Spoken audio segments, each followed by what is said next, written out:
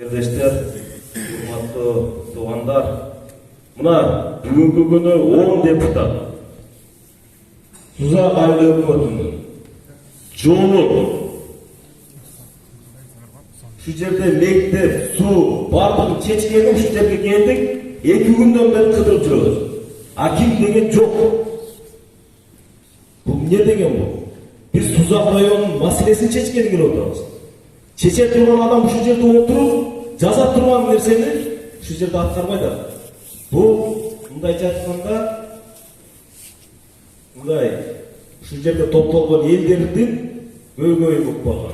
Туура. Ушул жерден чоң бир атайын бир депутаттар, министрлер, президенттин өкүлү бардыгы келип атат, аким жок.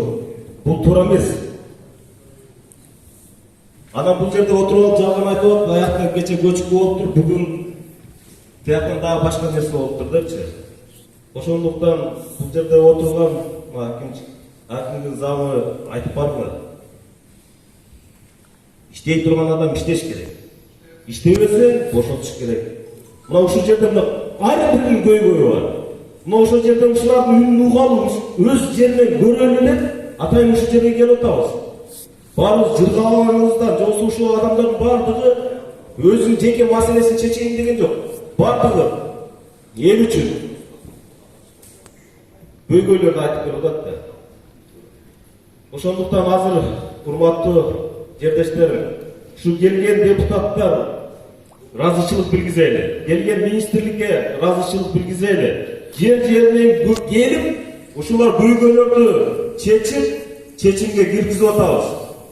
Кудай буйрса көп деген жумуштар бүткөн айда.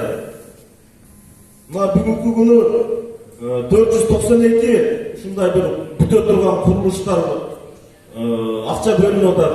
Президентибиз Садыр Нуркожоевич чоң элдерде райондордогу ушу көйгөйлөрдү чечейин деп акчаларды бөлүндүрүп, министрлик менен бүгүн топтолуп отурабыз. Ошондуктан алыстан келген ушу жалпы ушу депутаттар ушу ал жерде Сузак көйгөйүн көтөрүп атканда, мына мени коштоп, колдоп турган ушу депутаттар, ошон үчүн ушул жакка акчаны бөлдүртүп, эртең ушул жерден Сузактын көйгөйүн чечейли деп, ушул жерден чечим чыгарганы келип атабыз. Ошондуктан ушуларга да чоң бир ыраазычылыгын билдирip болду депутаттарга. Ал Бактыш Үсенович, могу аким боюнча бир мындай чечим да кабыл алып коюш керек бул жерде. Özü hakim yeğenler jolosuna o, hakimiyet görgözüyor mu? Ya çübön gördüğünüz mü? Meğer hakim boyunca biz başka çara görüyoruz. Geliniz. Assalamu alaikum, hurmatlı Bактыш Үсенович, hurmatlı deputatlar, hurmatlı hükümetin müçeleri, tartip koyulan turgundары. Men özü mekte boyunca iki meselem var ile bir daha bir mesele jaralып kaldı hazır. Al üçüncü mesele kısa болады.